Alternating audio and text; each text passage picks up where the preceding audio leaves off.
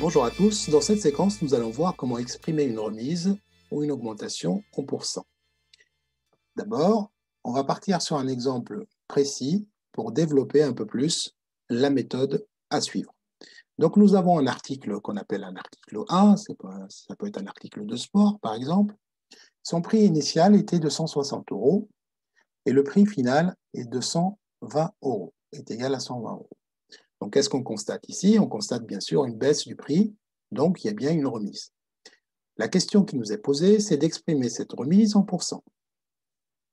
Donc, quel est le pourcentage de remise dans ce cas d'exemple?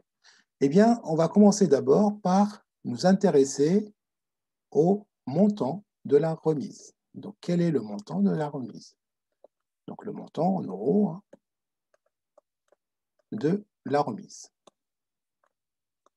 Alors, comment calculer ce montant-là? Eh bien, il est facile de voir qu'on va tout simplement déduire du prix initial, le prix final, et puis on verra sortir cette remise. Donc 160 €, c'était le prix initial. On l'a fait passer à 120 € suite à la baisse. Donc 160 moins 120, on arrive à 40 €. Donc le montant de la baisse est égal à 40 €. Alors comment faire pour exprimer ce 40 €, cette remise, ce montant en pourcent? Eh bien, je vous rappelle d'abord ce que ça veut dire pourcent.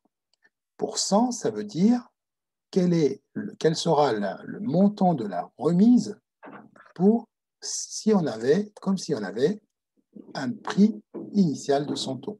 Donc, on ramenait la situation à un prix égal à 100 € pour pouvoir comparer les remises. C'est pour ça qu'on les exprime en pourcent.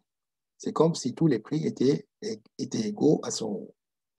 Alors, d'abord, la question qu'on doit se poser en premier, c'est quel est mon prix initial?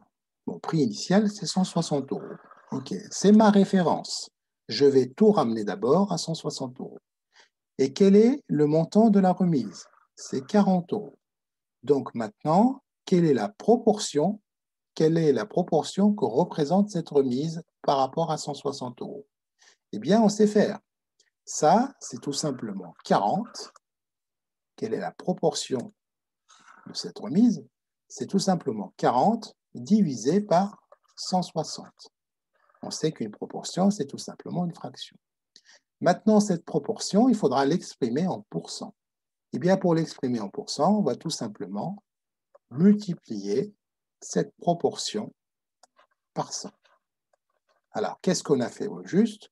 On a pris le prix équivalent à la remise, le montant de la remise, qu'on a divisé par le prix initial, donc ce qui nous a donné la proportion que représente cette remise par rapport au prix initial. Et pour l'exprimer en pourcent, on a tout simplement multiplié par 100.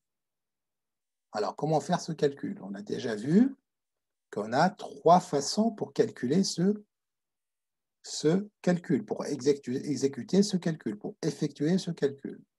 Donc, je vous rappelle d'abord qu'on est encore une fois dans le cas d'une fraction fois une quantité, c'est la fraction de 100, c'est ça le pourcentage.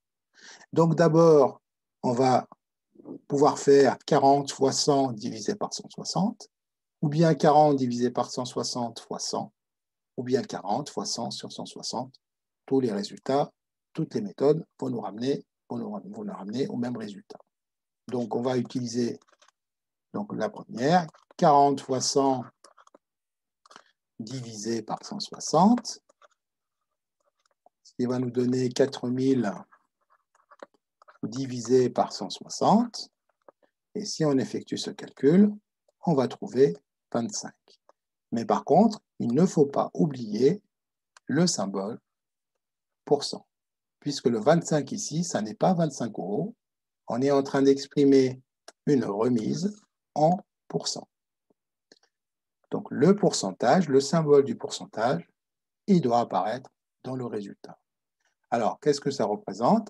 Cela veut dire qu'on a 25% de remise dans ce cas précis. Autrement dit, nous avons une baisse de 25 € par tranche 200 € si vous voulez.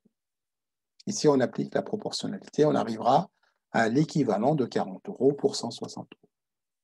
Donc, si j'écris une méthode pour exprimer un pourcentage de baisse ou de remise ou bien d'augmentation. Donc, ça marche pour la remise, aussi augmentation. Alors, la formule, qui est une méthode de calcul, sera toujours d'abord la proportion. Ça veut dire quoi la proportion? Ça veut dire je vais diviser le montant de la remise, si je suis dans le cas d'une remise. Donc, si c'est une augmentation, ben, je vais mettre une augmentation, le montant d'augmentation, d'accord, en euros, divisé par le prix initial. Donc, c'est toujours la remise ou l'augmentation, tout dépend du cas, sur le prix initial. Toujours le prix initial, notre référence. Et on n'oublie pas de multiplier par 100 pour exprimer cette remise en pourcent. C'est ce qu'on a fait. Donc, on a calculé le montant de la remise, c'était 40, divisé par notre référence de prix initial, multiplié par 100, ce qui nous a donné 25%. On a un deuxième exemple pour fixer tout ça. Donc, j'ai pris un exemple d'une augmentation. Donc, j'ai un prix initial de 250 €. Un prix final de 300 €. Donc ici, on voit bien qu'il s'agit d'une augmentation, puisqu'on est passé de 250 à 300. On nous demande d'exprimer cette augmentation en pourcent. Eh bien, pareil, donc je vais d'abord m'intéresser à ce montant d'augmentation en euros. Donc, montant de l'augmentation, d'abord, en euros. Alors, puisque c'est une augmentation, donc je vais faire prix final moins prix initial. Tout à l'heure, pour la baisse, on a fait l'inverse. On a fait initial moins final, puisque le prix initial était plus élevé. Donc, ça sera 300 € moins 250, ce qui nous donne 50 €. Voilà le montant de l'augmentation. Maintenant, comment faire pour exprimer cette augmentation en pourcent? Eh bien, je vais appliquer la même démarche. Égale. Donc, on va tout d'abord nous positionner par rapport à notre référence.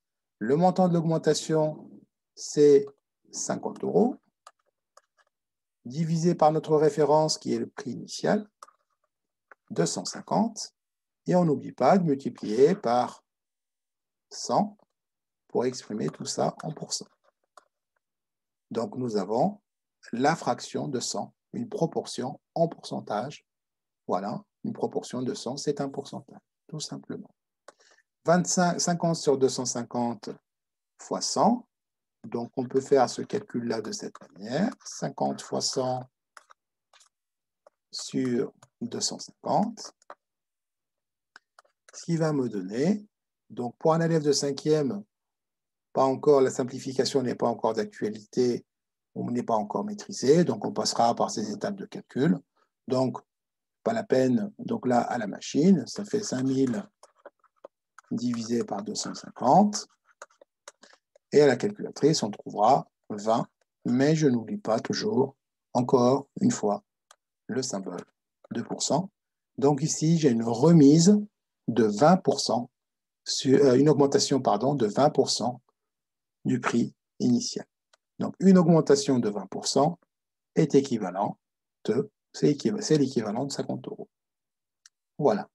Donc qu'on soit dans le cas d'une augmentation ou d'une remise, la méthode de calcul, ce sera toujours pour exprimer une augmentation ou une remise en pourcent, il faudra d'abord calculer le montant de la remise ou de l'augmentation, la ramener sur le prix initial avec cette proportion et finir par multiplier par 100 pour exprimer ce montant en pourcent.